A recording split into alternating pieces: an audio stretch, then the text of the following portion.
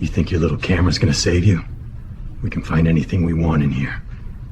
Little bag of white powder found right under your cushion. You have just threatened to plant evidence, Sergeant. And you've done so while being recorded.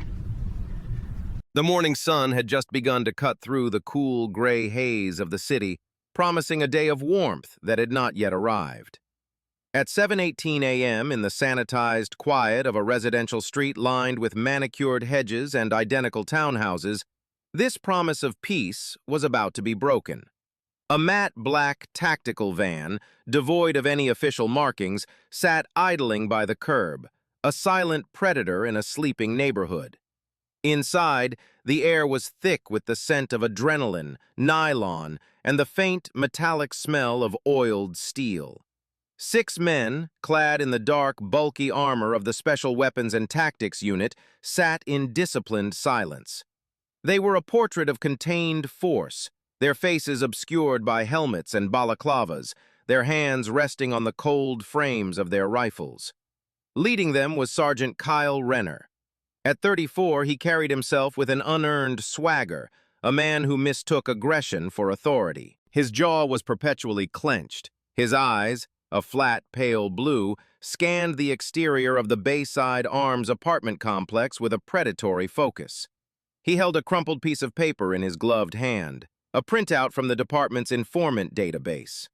It was a single uncorroborated paragraph from a source listed only as CI-73, a source Renner himself had cultivated. The tip was thin, almost translucent in its lack of detail. Heavy foot traffic at odd hours, the smell of chemicals, and whispers of a major distribution hub operating out of apartment 3B. No names, no surveillance, no corroborating evidence. For any other supervisor, it would be the starting point for a week of patient investigation.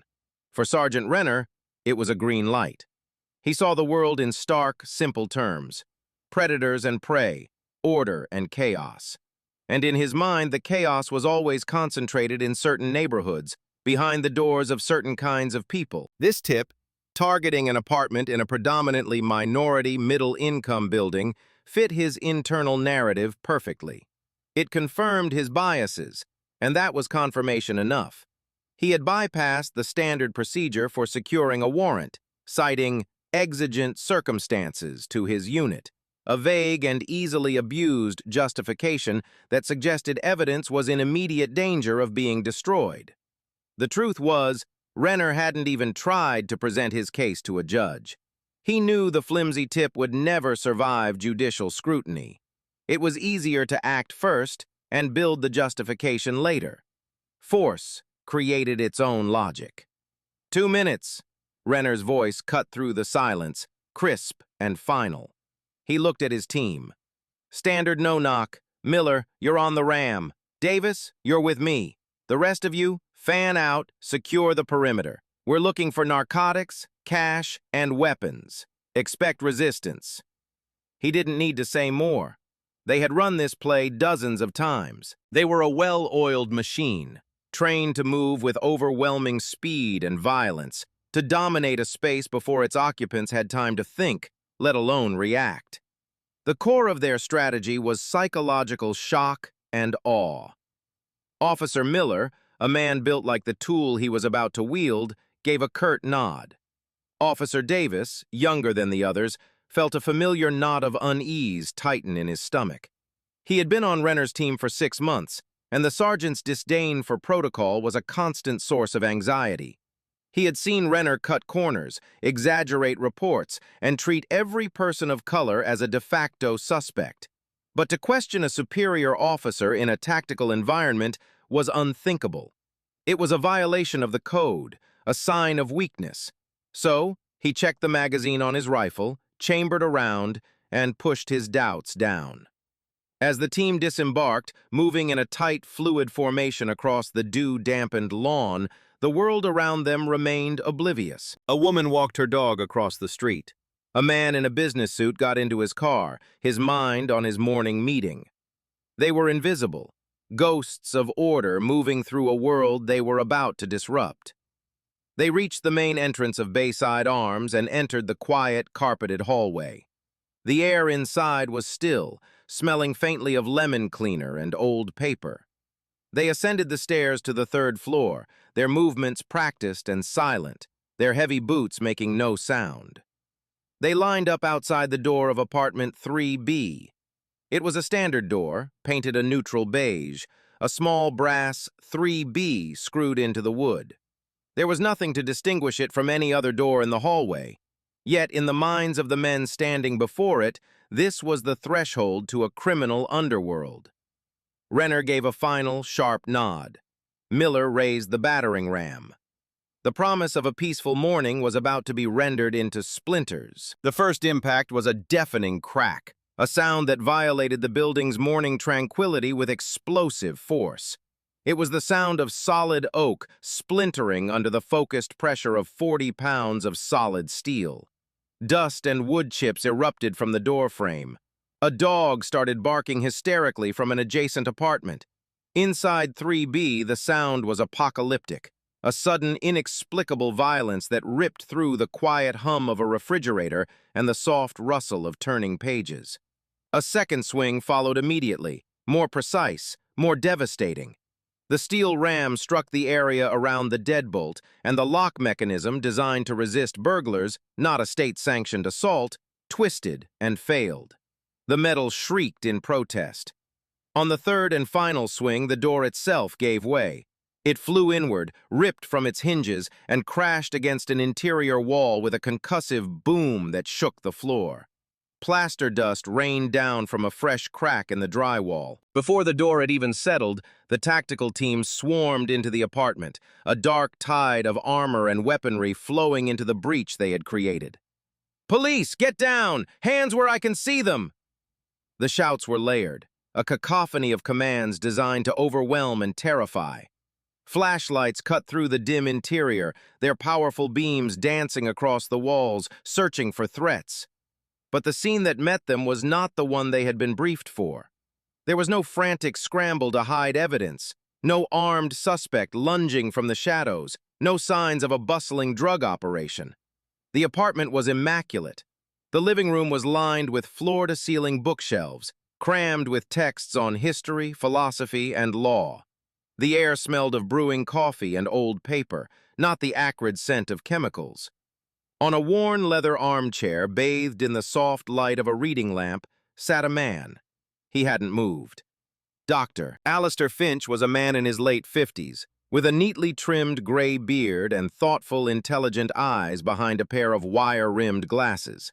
He was wearing a simple gray sweatshirt and flannel pants. A thick, hard-bound book, the Federalist Papers, rested open in his lap, his finger still marking his place. A half-empty mug of coffee sat on a small table beside him. His expression was not one of fear or guilt.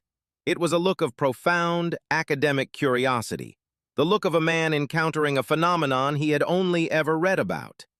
He watched the armed men spread through his home, his sanctuary, with the detached air of a sociologist observing a ritual. Sergeant Renner was the first to fully process the scene, and a flicker of something, annoyance, confusion, crossed his face. This wasn't right. The quiet intellectual in the chair did not fit the profile of the violent drug kingpin his informant had described. The apartment, with its scholarly order, was the antithesis of a trap house. But the raid had been initiated. The door was broken. To retreat now would be to admit a catastrophic error. Renner's mind, conditioned to see confirmation where there was none, immediately began to search for an alternate explanation. The books were a front. The calm was a bluff. The real evidence must be hidden. "On the ground! Now!" Renner barked, his voice straining to reassert the dominance that the unexpected reality had momentarily stripped from him. Dr. Finch did not comply. He did not move a muscle. He simply looked up at the man shouting at him, his gaze level and unwavering. He slowly closed his book, the soft thud of the cover echoing in the sudden silence of the room. He carefully placed it on the table next to his coffee. "On what authority have you entered my home?" he asked. His voice was calm, resonant, and clear, the voice of a man accustomed to commanding a lecture hall, not cowering on a floor. It held no tremor of fear, only a simple, direct demand for justification. The question hung in the air, a stark challenge to the raw force that had just torn his front door from its frame.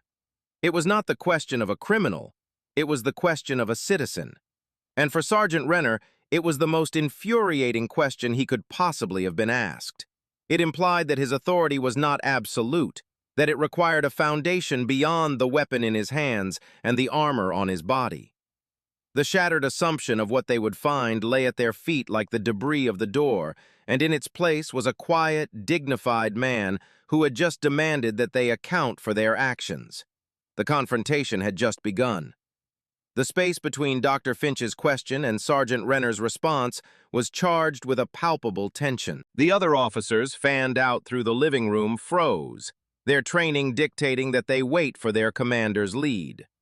They had been prepared for a physical confrontation, for shouts, for resistance. They were not prepared for a calm, articulate inquiry into the legal basis of their actions. It was a battlefield they were unequipped to navigate. Dr. Finch's composure was a form of resistance more potent than any weapon.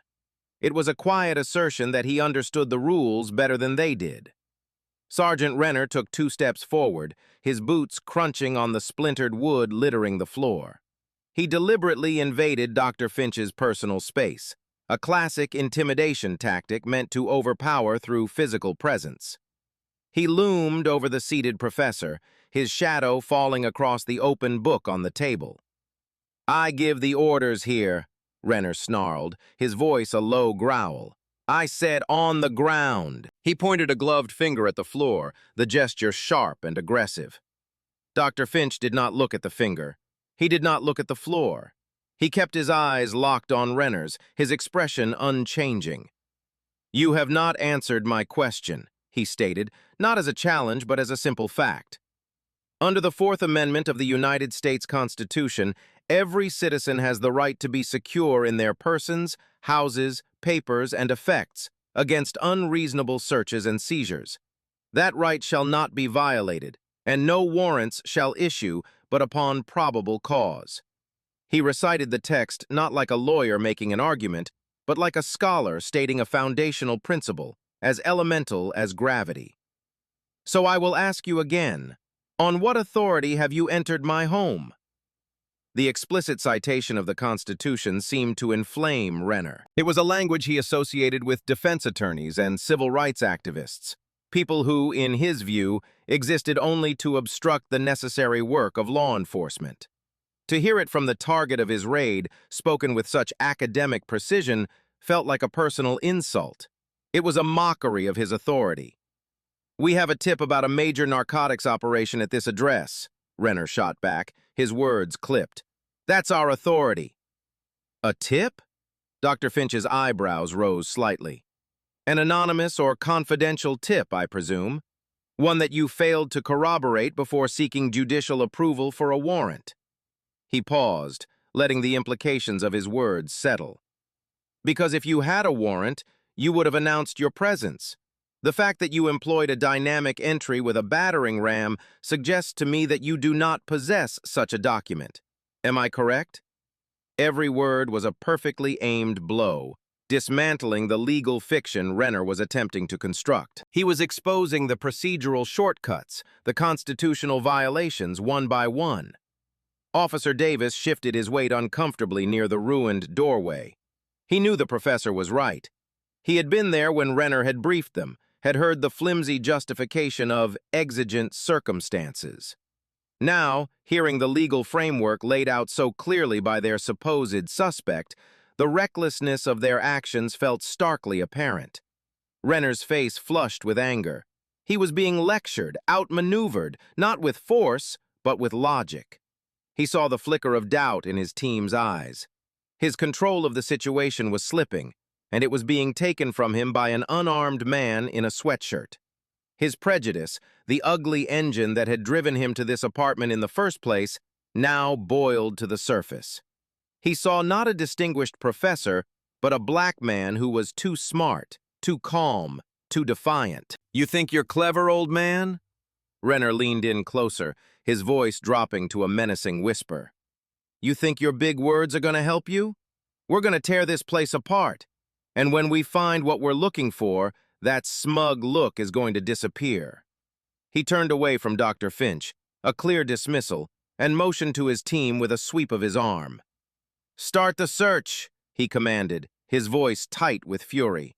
"Check every book, every drawer. I want this place turned upside down."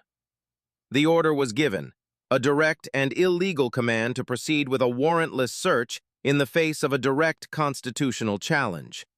The team hesitated for a fraction of a second, a silent acknowledgement of the Rubicon they were about to cross. But the chain of command was a powerful force. With Renner's eyes on them, they began to move, their actions now stripped of any pretense of legality. They were no longer executing a raid, they were committing a crime at the direction of their superior. As Officer Miller and another team member began their systematic violation of his home, Dr. Alistair Finch remained seated. He did not raise his voice or attempt to physically intervene. Instead, he employed the most powerful tool at his disposal, his expertise. He continued to speak, his voice maintaining its calm, instructional tone, transforming his living room into a classroom and the hostile officers into his unwilling students. He was creating a verbal record, a detailed narration of the constitutional sins being committed against him. "Let the record show," Dr. Finch began, his voice projecting clearly across the room, "that after being challenged on the legality of their entry, and after failing to produce a warrant, the officers are now proceeding with a warrantless search of my home. This action is a flagrant violation of the fruit of the poisonous tree doctrine established in Silverthorne Lumber Company versus United States. Any evidence you may discover from this point forward would be inadmissible in a court of law, as it is tainted by the illegality of this search." Officer Miller, who had just pulled a row of books from a shelf, letting them clatter to the floor, paused for a moment. He didn't understand the case citation, but he understood the word inadmissible. It was a word that meant their efforts were not just wrong, but pointless. He glanced at Renner, expecting him to order the professor to be quiet. But Renner, who was now yanking open drawers in a small writing desk, seemed to be fueled by the professor's words, his movements becoming more aggressive, more destructive. It was as if he was trying to physically silence the lecture by finding something, anything that would prove him right. "Furthermore," Dr. Finch continued, his gaze following the officer's movements, "the scope of this search is demonstrably unreasonable. You are operating under the pretext of a narcotics investigation. Tossing books and rummaging through academic papers," he gestured with a slight nod toward the writing desk, "is not a legitimate method for locating bulk narcotics. This constitutes a fishing expedition, a general exploratory search that was explicitly rejected by the framers of the Constitution and condemned by the Supreme Court in Marin versus United States." His words were precise, almost surgical. He was not just complaining, he was building a legal case in real time, providing the specific language and precedents that would be used against them later. Officer Davis, tasked with searching the small kitchenette, found himself moving with increasing reluctance. He opened a cupboard, saw only coffee mugs and plates, and closed it gently. The professor's voice was a constant, unnerving presence, a narrator detailing their every misstep. It felt less like a police raid and more like a carefully documented crime scene in which they were the perpetrators. "Sergeant," Dr. Finch addressed Renner directly, who was now pulling files from a cabinet. "Your actions suggest a belief in the concept of qualified immunity. You likely believe that even if your actions are later found to be unlawful, you will be shielded from civil liability.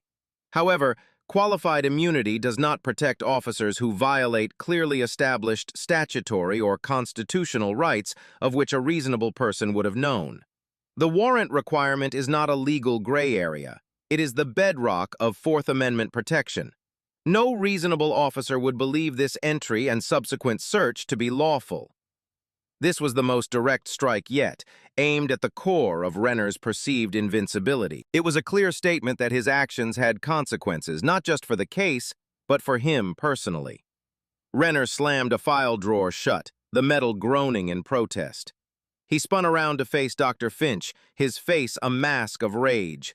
"I told you to shut your mouth!" he yelled, his voice echoing in the small apartment. The professional facade was gone, replaced by raw, undisguised fury. Dr. Finch met his yell with unshakable calm. "I am a citizen in my own home, Sergeant. I have a First Amendment right to speak, and you, as a state actor, do not have the authority to unlawfully silence me." He leaned forward slightly, his expression now carrying a hint of pity. "You are compounding your errors, Sergeant. You are adding a potential First Amendment violation to a clear Fourth Amendment violation.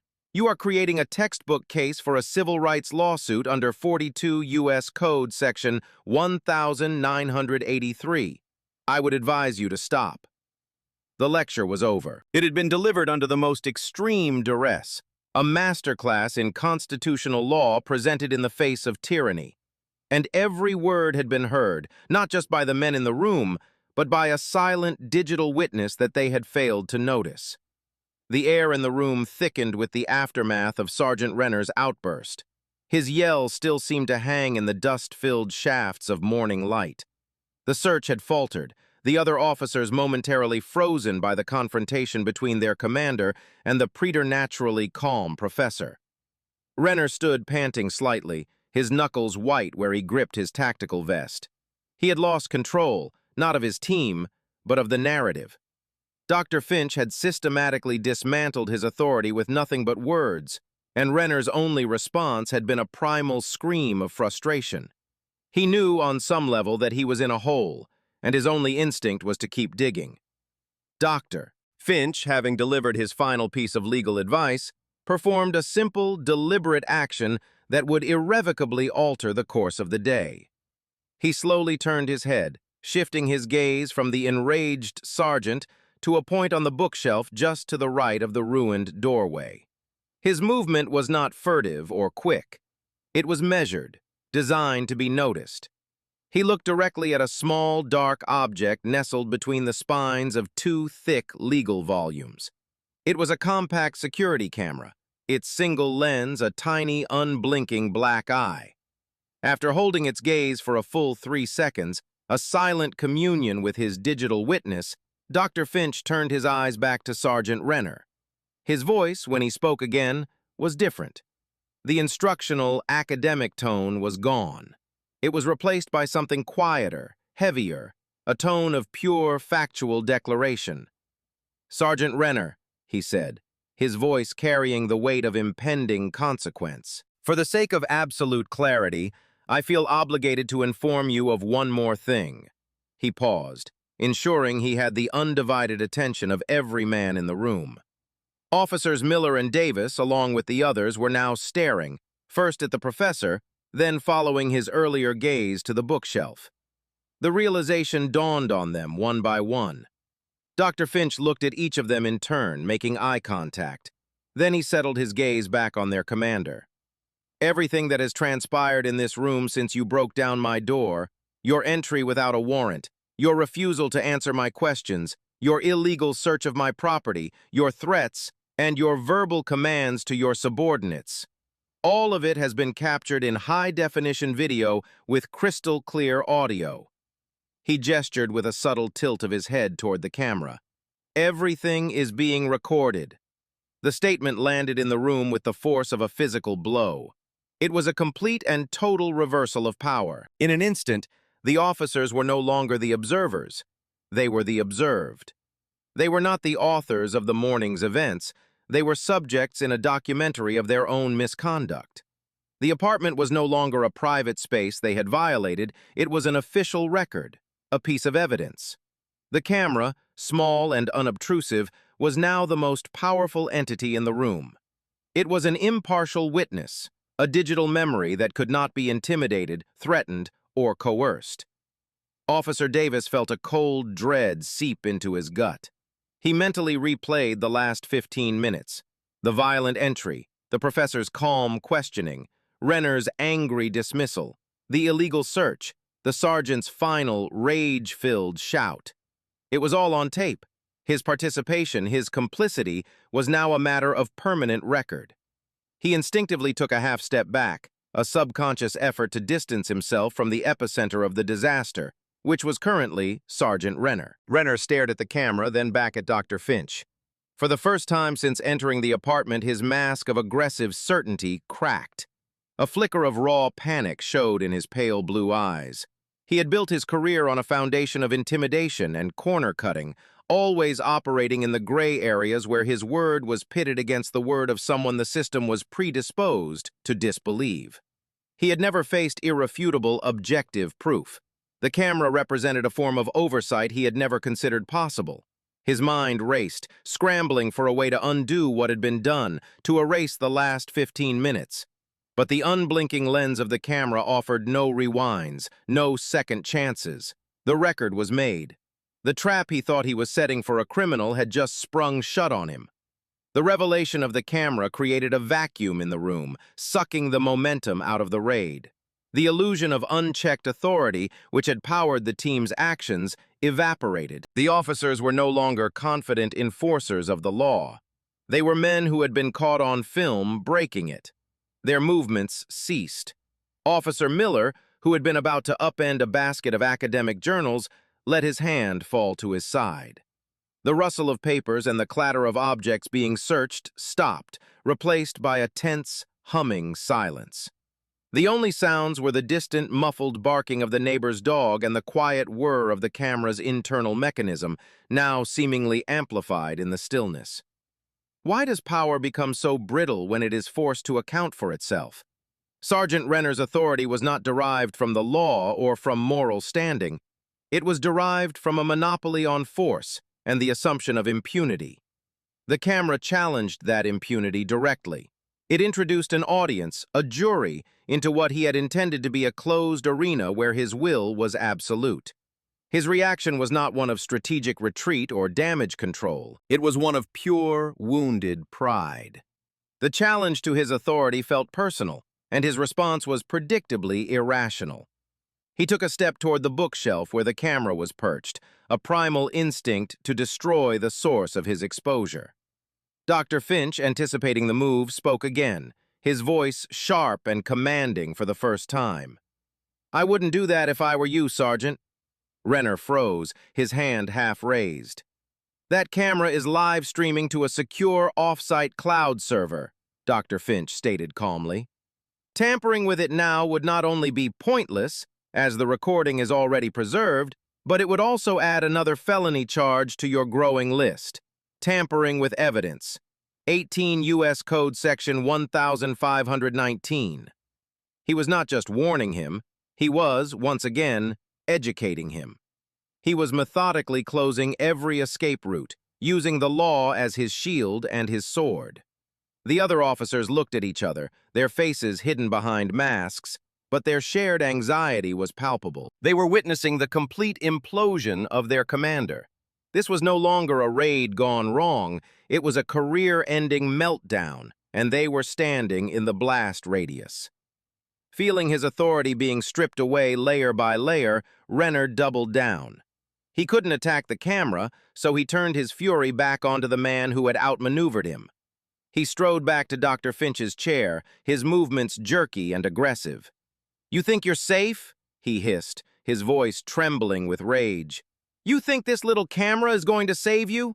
We can find anything we want in here. A little bag of white powder found under your cushion. A stray weapon that somehow ended up under your desk. It'll be your word against 6 decorated police officers. Who do you think they'll believe?" It was a naked threat, a clear and unambiguous statement of his willingness to fabricate evidence. It was also a colossal blunder. He had just confessed his criminal intent, his entire corrupt methodology directly into the lens of the recording camera. Dr. Finch didn't flinch. He looked up at the raging officer with an expression that was no longer curious or academic, but weary, tinged with a profound sadness. "You've just threatened to plant evidence, Sergeant. You've done so in front of your entire team, and you've done so while being recorded." He shook his head slowly.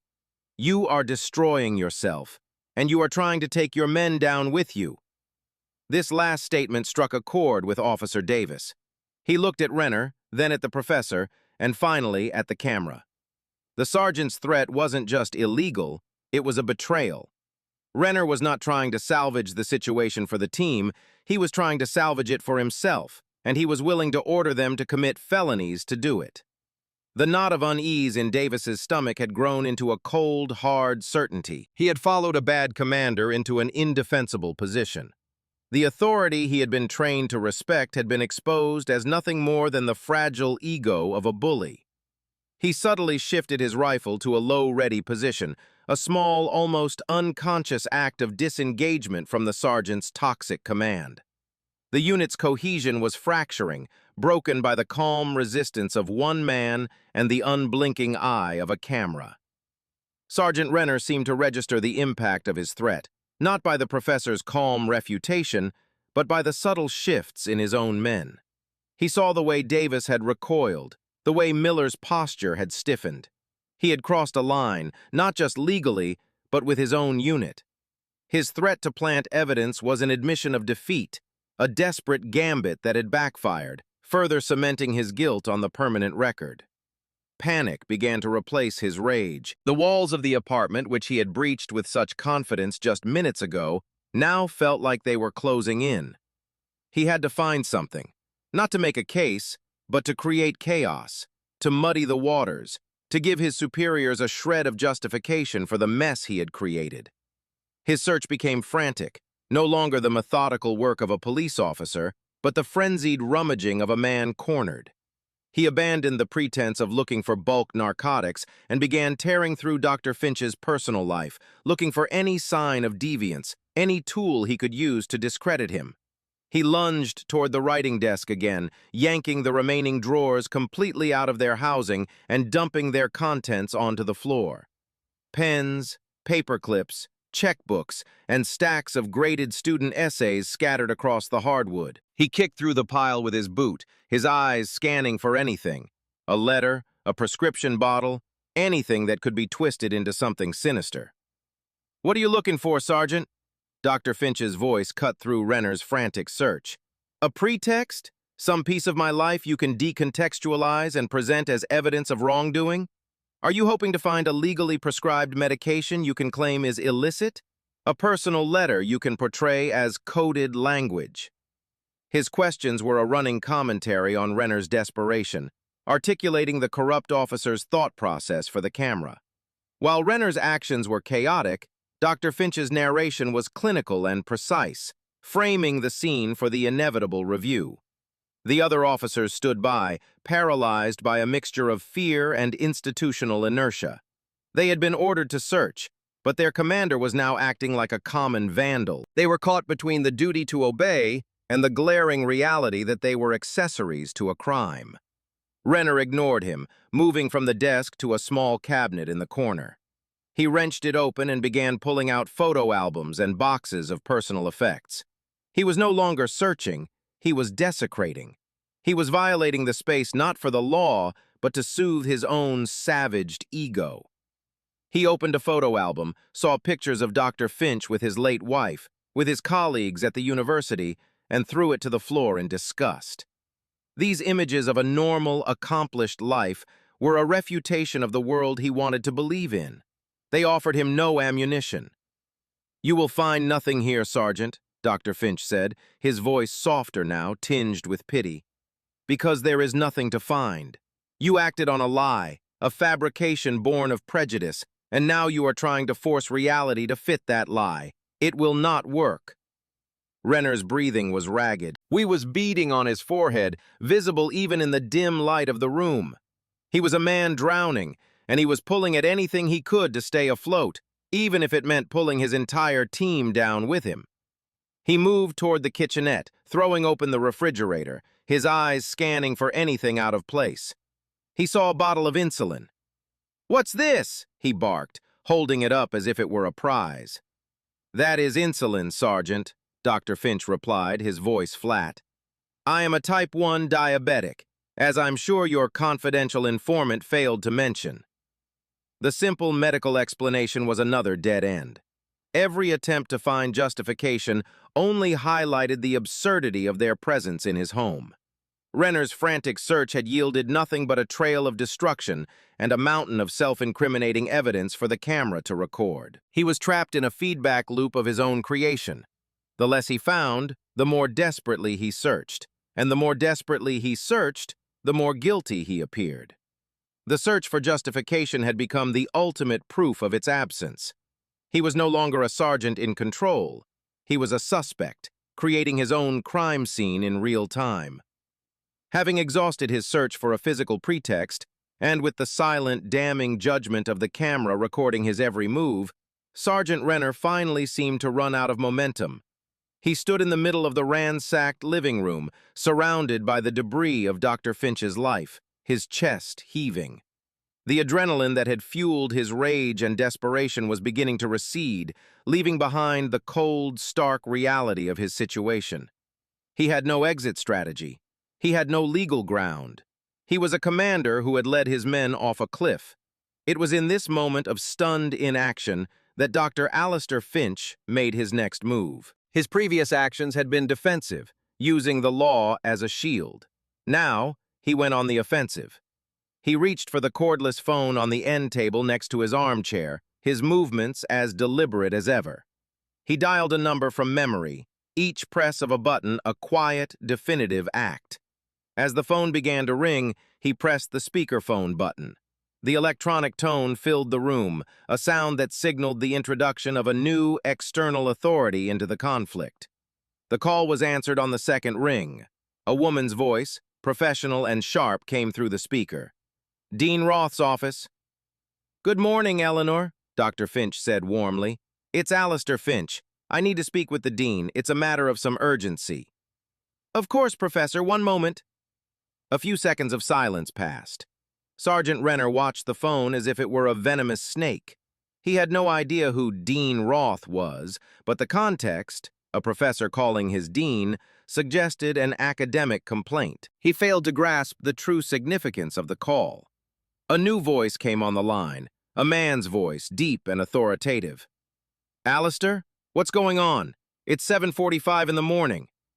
"Good morning, Marcus," Dr. Finch said. "I apologize for the early call. I am currently at my home, which, as you know, is a university-approved satellite office.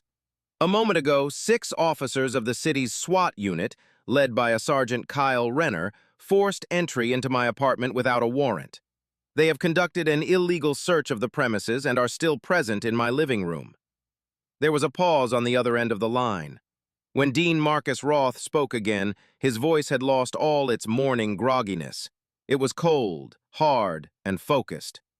"Are you safe, Alistair?" "I am unharmed," Dr. Finch replied, "but my constitutional rights are being actively violated. The sergeant in charge has been hostile and has threatened to plant evidence after I informed him that his actions were being recorded." The significance of the name Marcus Roth would have been lost on Renner, but not on anyone in the city's legal or political circles.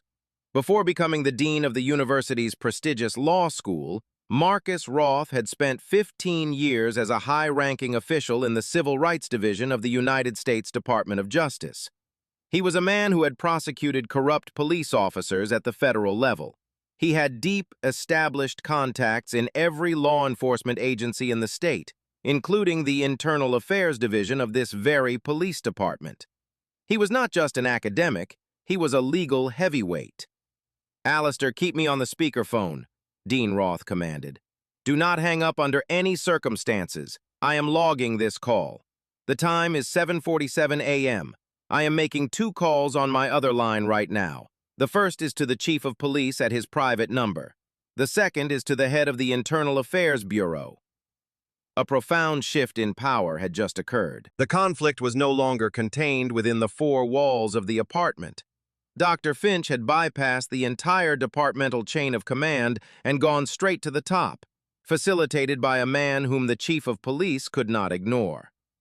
"Sergeant Renner," Dean Roth's voice boomed from the speakerphone, sharp and clear. "My name is Marcus Roth. I am dean of the law school and legal counsel for Professor Finch in this matter. You and your men are to cease all activity immediately. Do not touch anything further. Do not speak to Professor Finch. Do not leave the premises. A commanding officer from your department and a team from internal affairs are being dispatched to your location as we speak. Your actions are being officially documented from this moment forward. Do you understand me, Sergeant? Renner was speechless.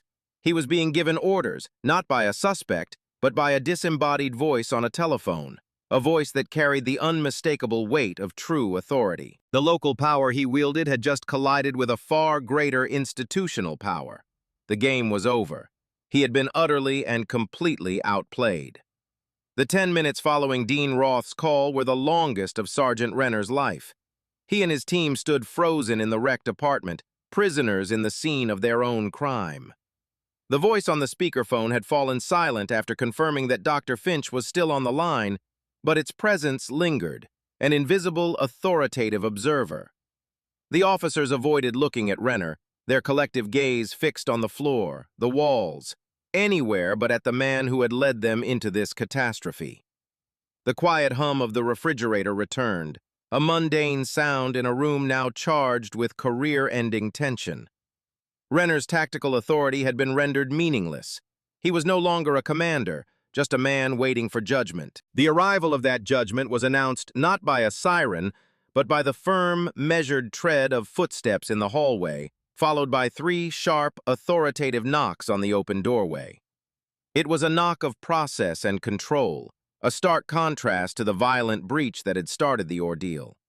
A woman in the crisp uniform of a police captain stepped over the threshold, her eyes taking in the entire scene in a single, sweeping glance. She saw the splintered door frame, the scattered papers, the tactical gear of the officers, the composed professor in his armchair, and the pale, sweating face of Sergeant Renner. Captain Eva Rostova was a 25-year veteran of the force. She was a woman who had risen through the ranks by being smarter, tougher, and more meticulous than anyone around her. She had a reputation for being fiercely by the book and having no tolerance for cowboys who thought the law didn't apply to them. Her expression as she surveyed the scene was one of profound, weary disappointment. She had received the call from the chief of police himself, her cell phone buzzing with a fury she hadn't heard in years. She knew this was bad. The reality was worse. "Sergeant Renner," she said, her voice calm but edged with steel. "What the hell is this?" It wasn't a question seeking information, it was an indictment. Renner, jolted back to life by her presence, tried to salvage a shred of his authority. "Captain, we were acting on a credible tip regarding narcotics trafficking." "Quiet!" Rostova cut him off, her voice dropping to a level that was more menacing than a shout. She turned her attention away from him, a clear signal of his irrelevance, and addressed his team. "All of you, weapons on safe. You are to exit the apartment immediately and wait in the hallway. You will not speak to each other. You will not use your radios. You will wait for instructions from the internal affairs officers who are right behind me. Is that understood?" The men, including Miller and Davis, responded with a chorus of, "Yes, Captain." The relief on their faces was palpable. They were being given a lawful order from a legitimate authority, an escape from the toxic orbit of Sergeant Renner. They filed out of the apartment quickly and quietly, their mission and their careers having ended in disgrace. Rostova was left alone with Renner, Dr. Finch, and the disembodied voice of Dean Roth still waiting silently on the speakerphone. Rostova then walked over to Dr. Finch. "Professor Finch," she said, her tone shifting to one of professional respect. "I am Captain Eva Rostova. I want to apologize on behalf of the department for what has happened here this morning. Are you injured?" "I am not, Captain. Thank you for asking," Dr. Finch replied. He gestured to the phone. "My legal counsel, Dean Marcus Roth, is on the line." Rostova nodded toward the phone. "Dean Roth, Captain Rostova here. I have secured the scene. The tactical team has been removed from the premises." "Thank you, Captain," Roth's voice replied. "I am advising my client not to make any further statements until I can be physically present." "Understood," Rostova said. She then turned her steely gaze back to Renner, who seemed to shrink under its weight. "Sergeant, your service weapon, your radio, place them on the kitchen counter, now!" It was the ultimate humiliation, a field disarmament. Renner, his face ashen, complied slowly. the clatter of the plastic radio and the heavy thud of the firearm on the countertop sounding like a death knell. "You are being placed on administrative leave effective immediately," Rostova continued, her voice devoid of emotion. "You will be escorted to headquarters by the IA detectives. You will give them a full, formal statement. Do not, under any circumstances, attempt to access the department's computer system or communicate with your informant." The scene was now fully contained. Rostova had, in less than 5 minutes, completely neutralized the threat, dismantled Renner's authority, and initiated the formal process of investigation. She had restored a semblance of order to the chaos Renner had unleashed, but the damage was done. The door was broken, the rights had been violated, and the camera, still silently recording from the bookshelf, held the objective, unalterable truth of what had transpired. With the tactical team sequestered in the hallway and Sergeant Renner effectively stripped of his authority, Captain Rostova began the meticulous process of documentation. 2 detectives from the Internal Affairs Bureau, a man and a woman in plain clothes, had arrived and were now standing guard at the doorway, ensuring the integrity of the scene. One of them began taking preliminary photographs of the splintered door and the ransacked living room. The atmosphere had transformed from one of volatile confrontation to that of a formal investigation. Rostova pulled out a small department-issued notebook and a pen. "Professor Finch," she said, maintaining a respectful distance, "I know your counsel has advised you not to make a full statement, but for my initial incident report, I need to confirm a few basic facts. Can you tell me, in your own words, what occurred when the officers entered?" Before Dr. Finch could reply, Dean Roth's voice came from the speakerphone. "He can answer that, Captain. Go ahead, Alistair. Just the facts of the entry." Dr. Finch nodded. "At approximately 7:18 this morning, my front door was breached with a battering ram without any prior announcement. 6 officers entered with weapons drawn. The commanding officer, Sergeant Renner, ordered me to the ground. I asked to see a warrant authorizing their entry. He refused and stated they were acting on a tip. When I questioned the legality of their actions, he became verbally aggressive and ordered his men to conduct a search of my home." Rostova's pen moved swiftly across the page, her face impassive, but her eyes reflecting a deep-seated frustration.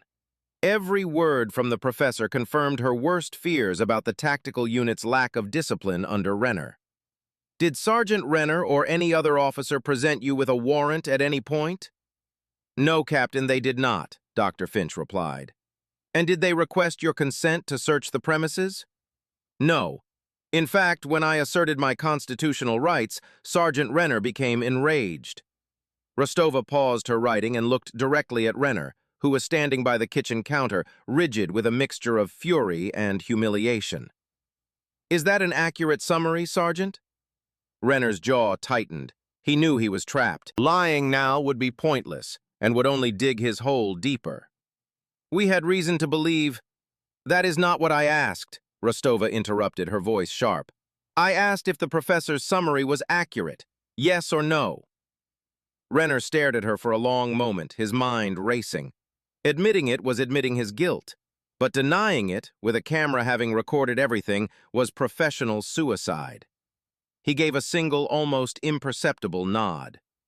"Yes," he muttered, the word tasting like ash in his mouth.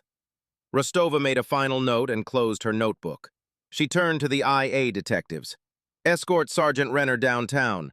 Secure his locker and his vehicle. I want a full audit of his case files and informant logs going back 2 years." She then looked back at Renner, her expression one of utter contempt. "You are not to have contact with any member of your team. Your career as you know it is over. Your only concern now should be mitigating the criminal charges that are likely coming your way." As the detective stepped forward to lead him out, Renner took one last look at Dr. Finch. His face was a twisted mask of hatred. The man in the armchair had single-handedly dismantled his entire world.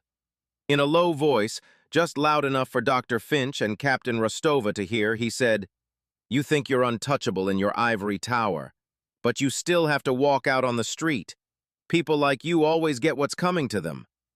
The threat was unmistakable, a final, pathetic act of defiance. It was born of pure, impotent rage, the last gasp of a man who had lost everything and wanted to inflict one last wound. Captain Rostova spun around, her eyes blazing. "Detective!" she barked at the IA officer. "You heard that! Add witness intimidation and terroristic threats to the list of potential charges. Note the time as 8:03. It is now part of the official record." Renner's face went pale. He hadn't just failed to intimidate Dr. Finch, he had, in his final moments in that apartment, committed yet another crime, witnessed and documented by a police captain. The IA detectives took him by the arms, their grips firm, and led him out of the apartment and down the hallway, past the silent, shamed faces of his former team. The door to apartment 3B, shattered and hanging from one hinge, was all that was left of his reign. With Sergeant Renner removed from the premises, a sense of procedural calm settled over the apartment. The initial crisis was over. The phase of evidence collection had begun. Captain Rostova, ever the professional, knew that the single most important piece of evidence in the room was the small camera nestled on the bookshelf. Everything, the administrative case against the officers, the inevitable civil lawsuit, and the potential criminal charges against Renner, would hinge on the integrity of that digital recording. "Professor Finch," Rostova said, her tone softening slightly. "That camera, I need to secure it as evidence. My forensics team can do it, but I want your full cooperation and consent to ensure the chain of custody is unimpeachable." "Of course, Captain," Dr. Finch replied. From the speakerphone, Dean Roth's voice added, "We will give our full consent, Captain. We want that footage handled by the book as much as you do." This was a critical moment. In many cases of alleged misconduct, evidence like video footage can become a point of contention. Defense attorneys might later argue it was tampered with, or prosecutors might find it mysteriously corrupted or lost. Rostova, Roth, and Finch were all on the same side in this moment, united in their desire to preserve the objective truth. Rostova used her radio to call in the department's digital forensics unit, a specialized team trained to handle sensitive electronic evidence. While they waited, she stood at the doorway, ensuring no one else entered, preserving the scene just as she had found it. Dr. Finch finally allowed himself to stand, his joints stiff. He walked over to his writing desk and looked down at the mess of his academic life strewn across the floor. He picked up a photo of his late wife that had been knocked from its frame, his expression unreadable. This was the collateral damage, the violation that could not be undone by reports and investigations. When the forensics team arrived 20 minutes later, they operated with a quiet, sterile efficiency. The lead technician, a woman named Chen, introduced herself to both Captain Rostova and Dr. Finch. She wore latex gloves and carried a case filled with specialized tools, anti-static bags, evidence tags, and devices for securely copying data. "Professor," Chen said, "can you explain the system to me? Is it a local storage device or cloud-based?" "It's a commercial system," Dr. Finch explained. "The camera records to a small internal SD card, but it also simultaneously uploads the encrypted footage to a secure cloud server contracted by the manufacturer. The recording begins automatically when it detects motion." This was the best possible news from an evidentiary standpoint. The existence of a secure off-site backup meant that even if the physical camera or its internal card were somehow destroyed or compromised, the primary evidence would remain safe and unaltered in the cloud, complete with metadata timestamps that could not be forged. Technician Chen carefully documented the camera's position with photographs before touching it. Then, wearing gloves, she delicately removed it from the shelf. She placed it in an anti-static evidence bag, which she sealed with tape. She had Dr. Finch, Captain Rostova, and herself all sign their names across the seal, establishing an unbroken chain of custody. She then did the same with the modem and router to secure the pathway the data had used to leave the apartment. "We'll need your account credentials to access the cloud server, Professor," Chen explained. "Or, with a court order, we can subpoena the company directly." "There's no need for that," Dean Roth's voice interjected from the phone. "Professor Finch will provide his login information voluntarily. I will be present with him at the Internal Affairs office this afternoon when he does so." We want this process to be as transparent as possible. By securing the digital witness with such meticulous care, all parties were ensuring that the events of the morning could not be denied, reinterpreted, or buried. The camera had been Dr. Finch's shield during the raid. Its footage was now set to become the state's sword in the prosecution of Kyle Renner. The objective, unblinking eye had done its job, and now the system, prodded into action by the undeniable proof, would begin to do its. The truth was logged, sealed, and signed for. The administrative and criminal investigations into Sergeant Kyle Renner and his tactical team began with blistering speed. The video footage from Dr. Finch's camera was the catalyst. Once downloaded and reviewed by the chief of police, the district attorney, and the head of internal affairs, it was clear that this was not a case of a simple mistake or a good faith error in judgment. The recording showed a commander who was dismissive of the Constitution, hostile toward a citizen asserting his rights, and who had explicitly threatened to fabricate evidence. The tape was a prosecutor's dream and a police department's nightmare. The first thread the investigators pulled was the one that had started it all, the confidential informant, CI-73. Captain Rostova's order to audit Renner's informant logs was the key. In the world of policing, confidential informants are a necessary but notoriously problematic tool. Their use is meant to be strictly regulated. Payments, meetings, and the information they provide are supposed to be meticulously documented to ensure their reliability and to prevent officer misconduct. When IA detectives delved into the digital file for CI-73, they found a ghost. The informant had been officially registered by Renner 6 months prior. According to the logs, CI-73 had provided a handful of minor tips that led to small-time arrests, building a superficial record of reliability. However, when investigators looked closer, they found anomalies. The payment vouchers for CI-73 were all signed and authorized by Renner, but there was no corresponding financial disbursement record. The informant's signature on the receipts was a barely legible scrawl that changed with every entry. There were no audio or video recordings of their supposed meetings, which Renner had repeatedly excused by claiming the informant was paranoid about electronic surveillance. The detectives then cross-referenced the successful arrests credited to CI-73. In each case, the arrest was made based on Renner's team observing a hand-to-hand drug transaction in public. The informant's tip had merely pointed them to a general area. The probable cause for the arrests rested on the officer's word, not the informant's information. It was a classic case of parallel construction, making it seem like the informant was more valuable than they actually were. The final damning piece of evidence came when they pulled the digital security logs for the informant registration system. They found that the initial file for CI-73 had been created from Sergeant Renner's own desktop computer at 2 a.m. on a Sunday. The personal details, name, date of birth, address, belonged to a real person, but that person had died in a car accident 2 years earlier. The truth was laid bare. CI-73 did not exist. He was a complete fabrication, a phantom created by Kyle Renner to serve his own agenda. He had invented an informant so he could generate his own tips, allowing him to target whomever he wanted without the pesky inconvenience of having actual evidence.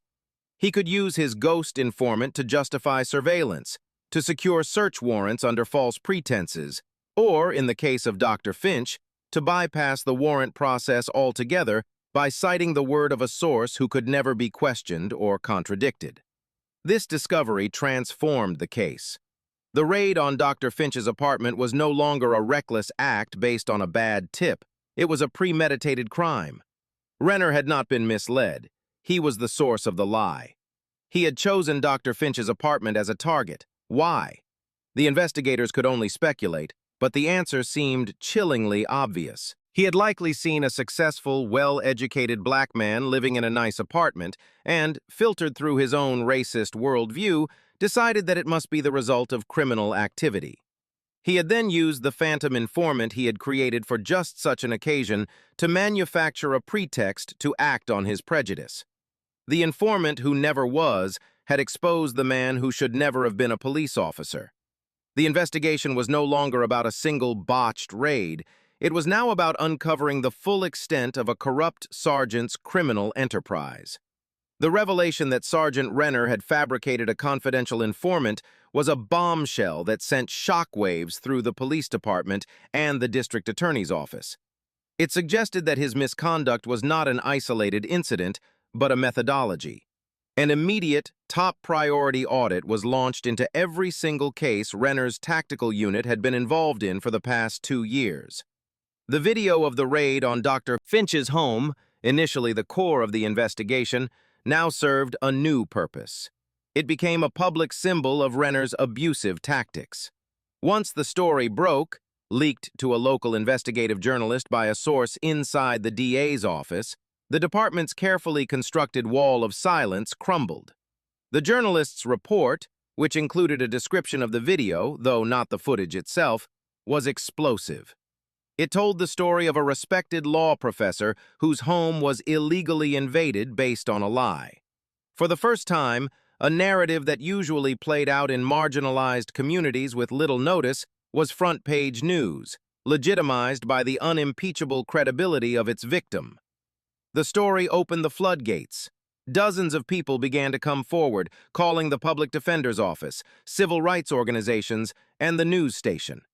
They were overwhelmingly people of color from the city's poorer neighborhoods. Their stories were eerily similar. They spoke of no-knock raids where doors were smashed in the middle of the night. They described being terrorized by Renner's team, who would ransack their homes, shouting threats and insults. They told of flimsy evidence, a few grams of marijuana, a forgotten prescription pill, being used to justify felony charges that would upend their lives. They had tried to complain, to file reports, but their claims were dismissed. They were seen as unreliable witnesses, their word meaningless against that of a decorated tactical sergeant. Dr. Finch's case had given them a voice. The undeniable video evidence proved that the stories they had been telling all along were not just possible, but true. Lawyers from the ACLU and the Public Defender's Office began working pro bono, collecting affidavits and comparing case files. They discovered a clear and disturbing pattern. Renner's unit disproportionately targeted minority-owned homes and businesses. The probable cause for these raids often rested on uncorroborated tips from the now-exposed phantom informant, CI-73, or on the sworn testimony of Renner himself, claiming to have witnessed criminal activity. One case was particularly egregious. A family-owned barbershop had been raided by Renner's team, who claimed they had a tip it was a front for a gambling ring. They found nothing, but their aggressive tactics and the lingering stigma of the raid drove away customers, and the business had to close 6 months later. The owner, a man named Marcus Cole, had lost his livelihood. His complaint to Internal Affairs had been dismissed as unfounded. Now, armed with the knowledge of Renner's methods, his lawyer was filing a motion to reopen the investigation. Another case involved a young woman whose apartment was raided. Renner's team claimed to have found a small bag of cocaine. The woman, who had no prior record, swore it wasn't hers. Faced with a lengthy prison sentence, she accepted a plea bargain for a lesser charge, leaving her with a felony conviction that made it impossible to find a job or stable housing. Her defense attorney now realized that the discovery of the drugs fit the pattern of Renner threatening to plant evidence, as seen in Dr. Finch's video. The individual stories coalesced into a portrait of systemic corruption. Kyle Renner had been using his badge and his team as a weapon to wage a private war on the communities he was sworn to protect. He had exploited the system's inherent biases, knowing that his victims were the least likely to be believed. He operated with impunity, confident that his actions would never be scrutinized. He had never counted on kicking in the door of a man who not only understood the law better than he did, but had the foresight to install a camera. The single act of misconduct against Dr. Finch had become the key that unlocked a hidden history of abuse, revealing a pattern of injustice that had festered in the city's shadows for years. The growing mountain of evidence against Sergeant Renner and his unit created a crisis of confidence in the city's entire justice system. The district attorney, a politically ambitious woman named Jessica Morales, found herself in an impossible position. Her office had prosecuted and won dozens of cases based on evidence provided by Renner's team. Every one of those convictions was now potentially tainted. The foundation of those cases, the assumption that the police reports were truthful and the evidence was obtained legally, had crumbled. To ignore the problem would be political suicide. To address it would mean admitting her office had been complicit, however unknowingly, in a massive miscarriage of justice. Morales chose the only viable path. She held a press conference, her expression grim, and announced the formation of a special task force. This Conviction Integrity Unit was tasked with a monumental job: to review every single criminal case, both pending and closed, that involved evidence gathered or testimony provided by Sergeant Renner or any member of his team over the past 3 years. It was an unprecedented move, a tacit admission that the corruption was so deep that the entire body of their work was suspect. The process was slow, painstaking, and deeply painful for the city. Lawyers, investigators, and paralegals began digging through thousands of pages of case files, police reports, and court transcripts. They were looking for the telltale signs of Renner's corruption, warrants based on the testimony of CI 73, cases where evidence was found during a warrantless search, and convictions that rested solely on the word of Renner's officers with no corroborating physical evidence. The results were devastating. The first domino to fall was the case of the young woman who had pleaded guilty to cocaine possession. A review of the evidence log showed that the bag of cocaine had been logged into evidence by Renner himself, nearly an hour after the search was supposedly completed, a major break in the chain of custody. Combined with Renner's recorded threat to plant evidence, the DA had no choice but to file a motion to vacate the conviction. The woman, her life ruined by a felony record, was exonerated. This was just the beginning. Within 3 months, the Conviction Integrity Unit had identified 17 other cases that were compromised beyond repair. These were cases where the primary evidence was directly linked to the fabricated informant, or to searches that, upon review, were clearly illegal. The DA's office began the humiliating process of going to court to undo its own work, filing motion after motion to dismiss charges and vacate convictions. Men and women who had been sent to prison based on the lies of a corrupt police unit began walking free. The collapse extended beyond just Renner's cases. The other officers on his team, who had initially been offered leniency in exchange for their testimony against their sergeant, were now facing their own legal jeopardy. Officer Miller, the man with the battering ram, was found to have perjured himself in at least 3 different trials, backing up Renner's false accounts of how evidence was discovered. Officer Davis, despite his internal misgivings, had signed police reports he knew were inaccurate. They were no longer seen as reluctant followers, but as active participants in the corruption. The entire team was disbanded, and its members were indicted on charges ranging from perjury to conspiracy to violate civil rights. The scandal reached into the highest levels of the department. How had Renner been allowed to operate for so long without supervision? An internal investigation revealed that his immediate supervisor, a lieutenant, had been signing off on his high-risk warrant applications and after-action reports without proper review, trusting the results his star sergeant was producing. That lieutenant was forced into early retirement. The foundation of an entire unit, once praised for its aggressive tactics and high arrest numbers, had been exposed as rotten to the core. Its collapse was a necessary but ugly process of lancing a wound that had been poisoning the city's justice system from within. While the Conviction Integrity Unit was dismantling the legacy of Renner's corruption, a parallel legal battle was being waged on 2 distinct fronts: the criminal prosecution of the officers and the civil rights lawsuit filed by Dr. Alistair Finch. Together, they represented a comprehensive effort to hold every level of the system accountable. The criminal case against Kyle Renner was swift and overwhelming. The district attorney, eager to show she was taking the scandal seriously, assigned her top prosecutor to the case. The evidence was irrefutable.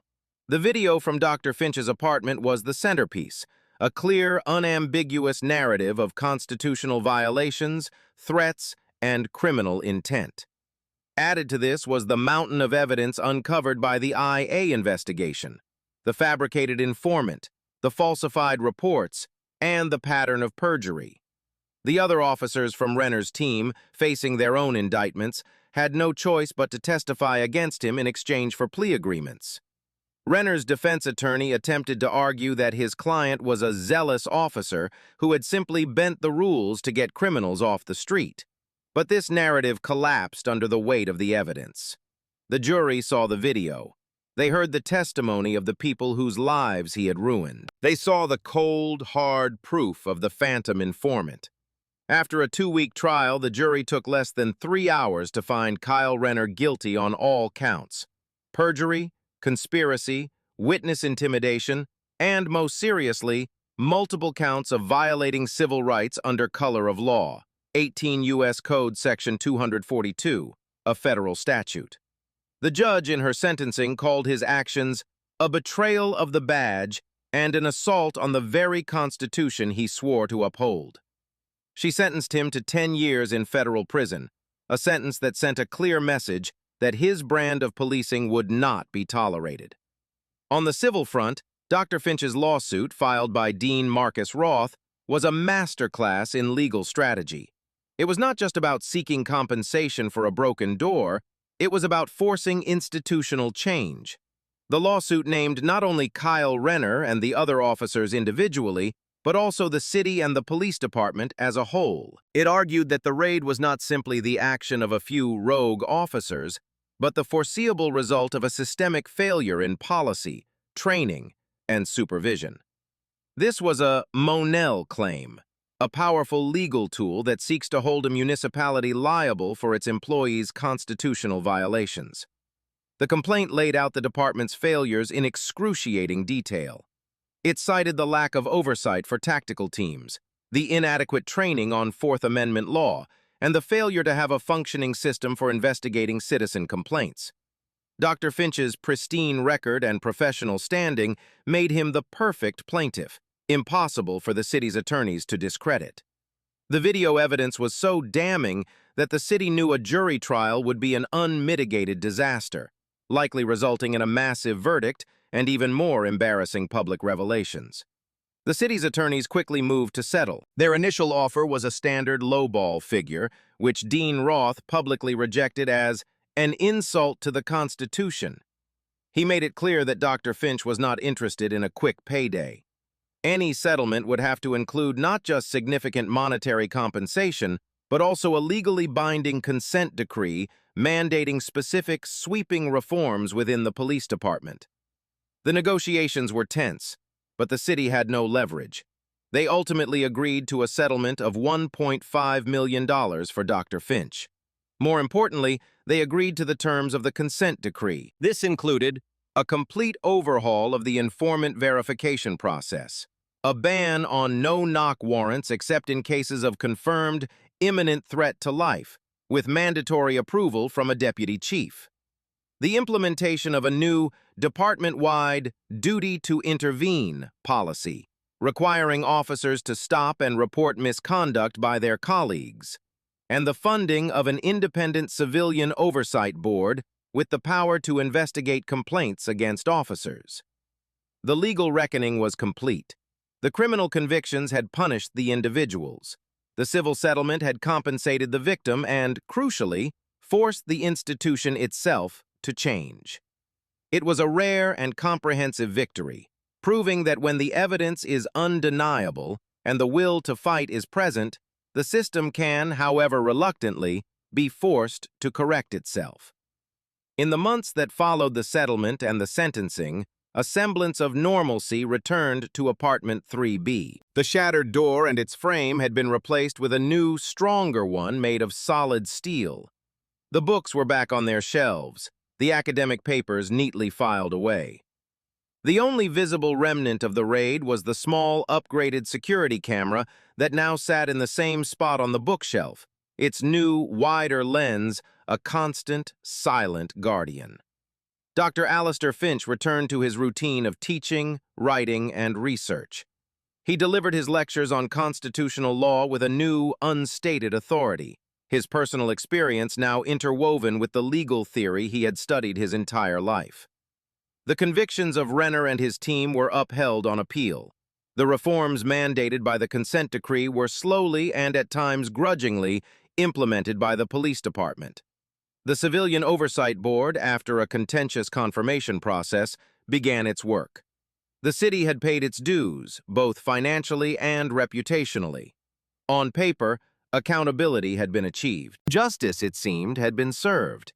But for Dr. Finch, the victory felt heavier than he had anticipated.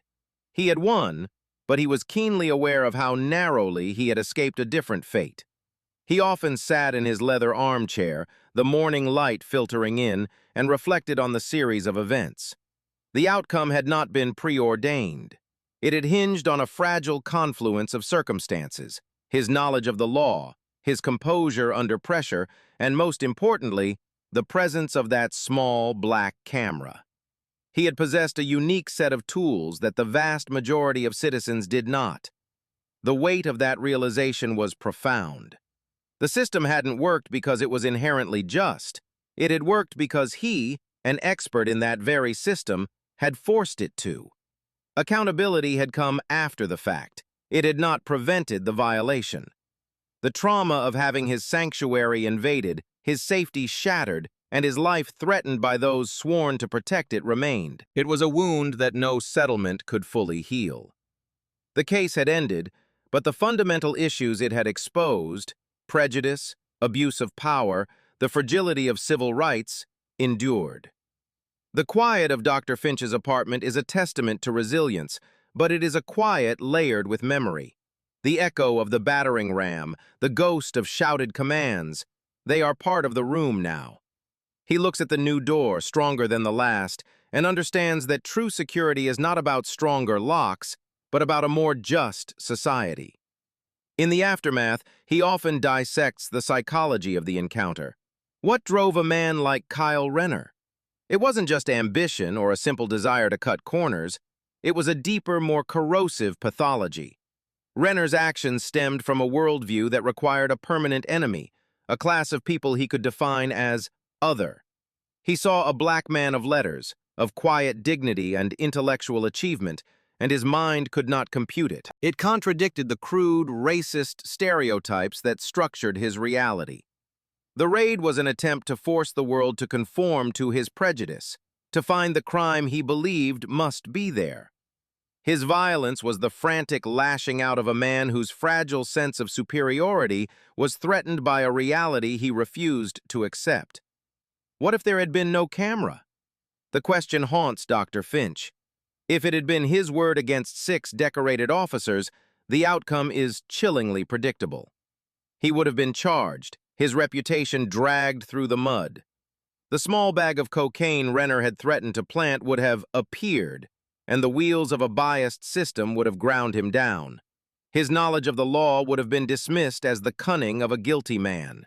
He would have become another statistic, another name in a file. And what if he hadn't been a constitutional law professor? What if he had been a plumber, a teacher, or a retiree?